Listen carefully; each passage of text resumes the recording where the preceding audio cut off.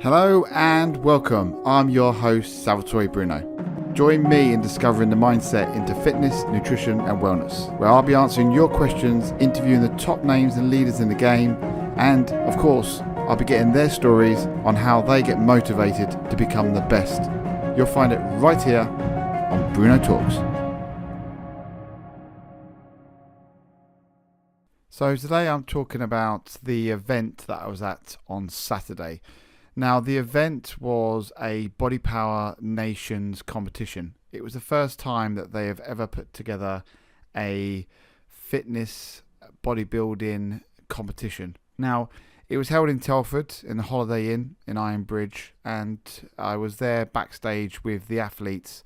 My main role was to make sure the athletes were ready for their category, make sure they were signed in, all the fake tan was done, and we had plenty of fun. Now, I got there on the Friday night and there was banners up already. Not many people knew what was going on. It was only until people started seeing a lot of athletes not wearing a lot, with a lot of fake tan, that people started to realise that this was a proper event.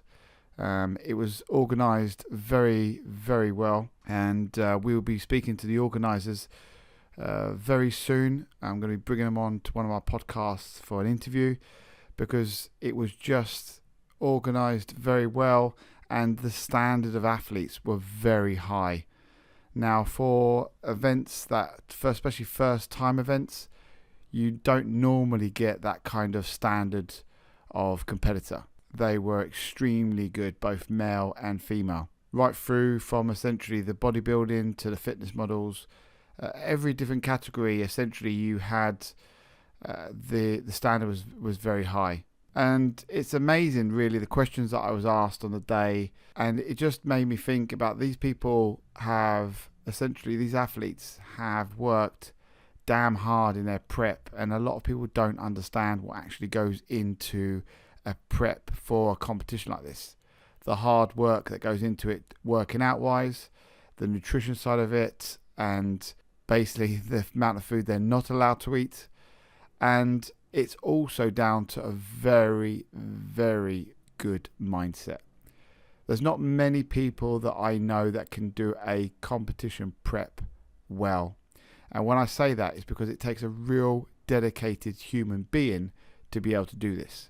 Some people try it and, they have a little sneaky bit of food here and there, don't really do the workouts they've been told by their coaches, or if they're coaching themselves. And then they walk on stage with not the best that they could bring, but okay to them.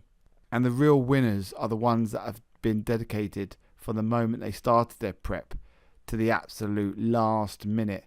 And that last minute isn't before they get on stage.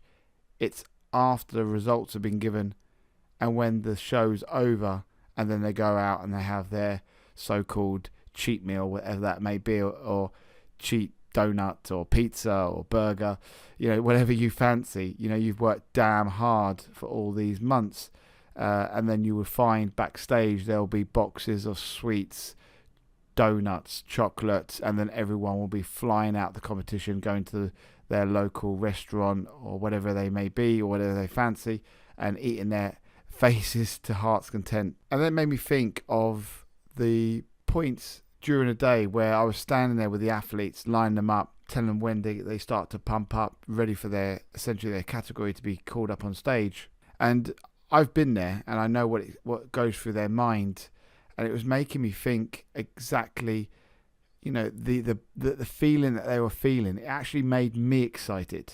I was getting buzzy just watching them about to get on stage. It's that feeling of nerves, excitement. They had a few first timers there.